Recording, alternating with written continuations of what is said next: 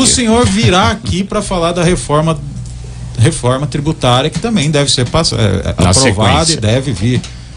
E acredito que o senhor virá aqui ainda nesse mandato para falar da reforma política.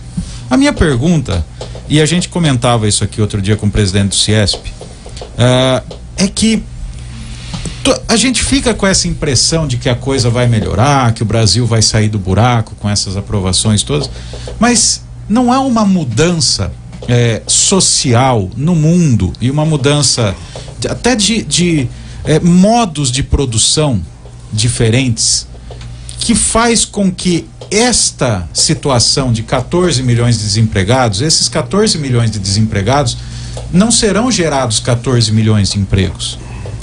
Então, porque o mundo evolui e as máquinas vão substituindo. A gente falava muito aqui de indústria 4.0, não haverá 14 milhões de empregos, independente da reforma. A minha pergunta ao senhor em 2 pontos. A economia, a nova economia, e os economistas sempre dizem que esta geração que nasceu agora, ela será mais pobre que a nossa. Ela não conseguirá atingir tudo aquilo que esta geração atingiu.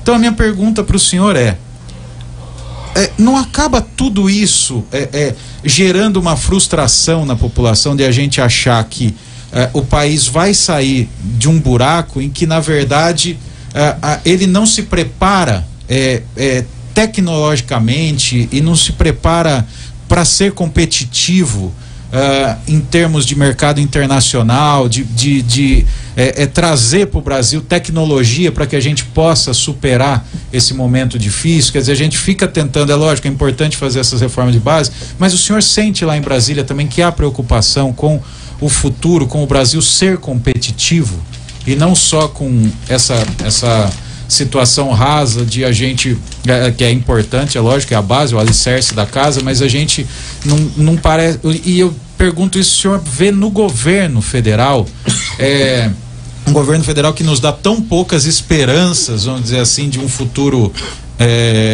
de luz, vamos dizer assim, iluminista.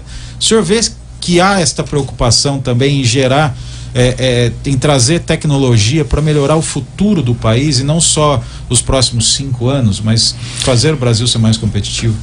Lincoln, acho que por isso que eu me apaixonei pelo parlamento, porque o parlamento nos dá a oportunidade de fazer essas reflexões do presente e do futuro. Você falou uma palavra aí muito importante, eu uso pouco porque as pessoas não conseguem entender a dimensão disso, chama-se competitividade. A capacidade de competir, porque hoje no mundo globalizado, os países ou compram ou vendem. Você não tem tudo aqui, não tem como você se isolar do mundo, então você tem um comércio internacional que depende o quê? De inovação, tecnologia e preço. Você tem que ter qualidade e preço para você vender. E aí, você diz o seguinte, você foi até um pouco pessimista no seguinte sentido, os cenários não são bons, né? E não vai ser uma mudança aqui que vai poder mudar tudo. É verdade, nós precisamos fazer uma série de coisas, mas eu acredito muito no Brasil, Lincoln. Eu vou dizer por quê. Eu acho que todo país do mundo queria ser o Brasil. As condições que nós temos aqui, condições climáticas, condições de ser o celeiro do mundo de produção de alimentos, de ser o segundo no mundo em minério. Todo mundo precisa de minério, você precisa qualquer coisa, você vai precisar ser um dos países que mais tem petróleo no mundo. Agora gás, que nós precisamos explorar, que isso não vai dar tempo para falar aqui hoje, seria muito bom a gente fazer um debate sobre oportunidades do Brasil. Então eu fico exatamente fazendo isso, tanto é que nós estamos criando um grupo de trabalho de competitividade, que eu faço parte da Comissão de Desenvolvimento Econômico, Indústria e Comércio, e nós criamos um grupo cujo objetivo é fazer essas comparações. Inclusive o próprio presidente Bolsonaro criou o secretário da competitividade, né, e também do emprego aqui no Brasil. Então nós precisamos competir, e aí você precisa entender o que está acontecendo no resto do mundo para você competir com eles.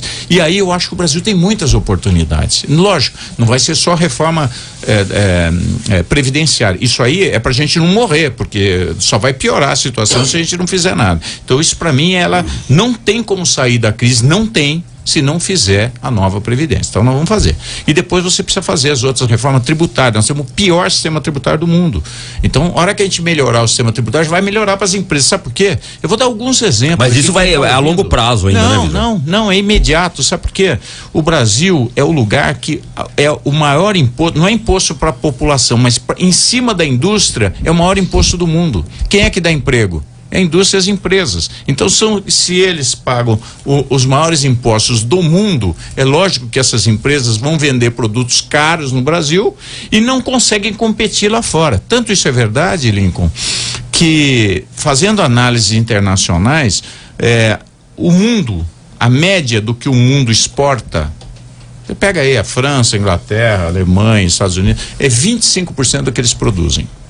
É uma média do mundo. Então, o Brasil deveria ser também. Não. Aqui é 11% do que nós produzimos. Ou seja, se a gente dobrar a nossa exportação, nós ainda estamos abaixo da média do mundo. Então nós temos esse gap para crescer. É lógico que não dá para falar aqui, não, eu vou ser muito melhor do que a Alemanha, vou exportar 50%. Não vamos. Mas dá para ser dentro da média do mundo? Dá. E aí olha o espaço que nós temos para crescer. Por quê? Porque aí nós temos uma série de gargalos. Começa, quando eu falei aqui da questão trabalhista, porque estava entre os grandes itens importantes. Não era sozinho. E nem a trabalhista consegue corrigir um rombo da Previdência desse, com déficit, com insegurança de mercado, né? Com a falta de confiança que existe no Brasil. Então é lógico que um item sozinho não salva um país. É preciso um conjunto de coisas, né? Então a reforma trabalhista, que era um problema de competitividade internacional, hoje não é mais. Nós estamos numa média do mundo. Que bom. Esse deixou de ser um problema grave. A tributária hoje é o maior problema para as indústrias. O maior problema do país hoje é o equilíbrio das contas públicas, o país. Mas para as indústrias é um imposto muito alto em cima delas. Então nós precisamos corrigir isso. Dá para fazer isso? Dá para fazer isso esse ano ainda. Só que aí, onde é que você vai falar, vai ser alguém contra isso? Não. Só que nós estamos queremos fazer uma mudança aqui, que ela vai deixar o sistema tributário brasileiro parecido com o resto do mundo. Sabe, o resto do mundo é o seguinte: você paga pouco imposto em cima da indústria, né? A indústria paga menos e você paga em cima do consumo e principalmente da renda. Veja o jogador brasileiro que vai lá para a Europa.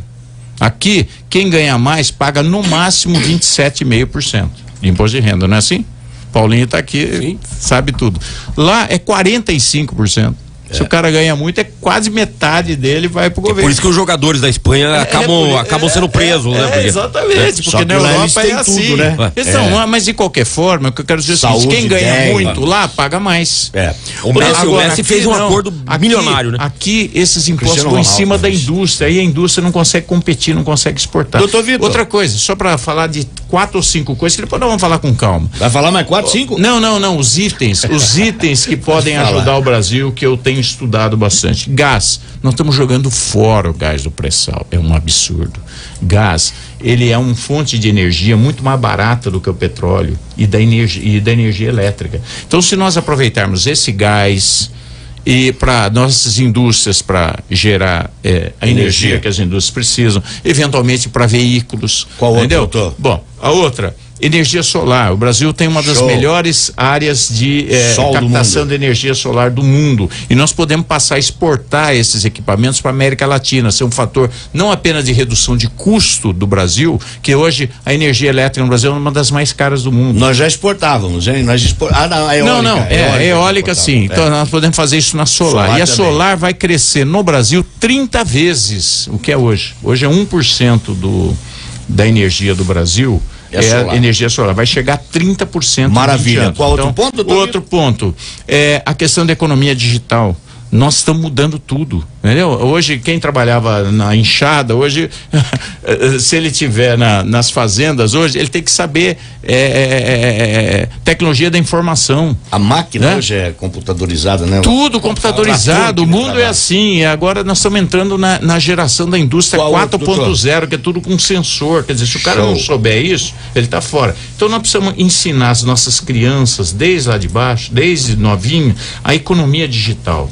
Nós estamos no século XX nas escolas, e o mundo está no século XXI, então nós precisamos atualizar tudo, ensinar mais matemática, mais curso técnico. O pessoal precisa aprender a internet das coisas, que é uma nova geração de tecnologia. Não estamos fazendo nada disso, mas dá para fazer. 9h11, eu quero ficar mais com o senhor aqui, doutor Vitor. É que tem tanto assunto. Maravilha, bom, né? Bom, mas enfim, eu falei algumas oportunidades que o Brasil pode, se tomar uma decisão política, estar entre os melhores países do mundo, e isso gera empregos, que o Lincoln falou, dá para gerar, dá, se a gente melhorar a condição do país. O senhor falou aí, como o Lincoln falou, o senhor tem um poder de persuasão muito grande, a gente estuda, né? A gente estuda, né? Tem alguns pontos da banda, mas tudo bem, vamos lá.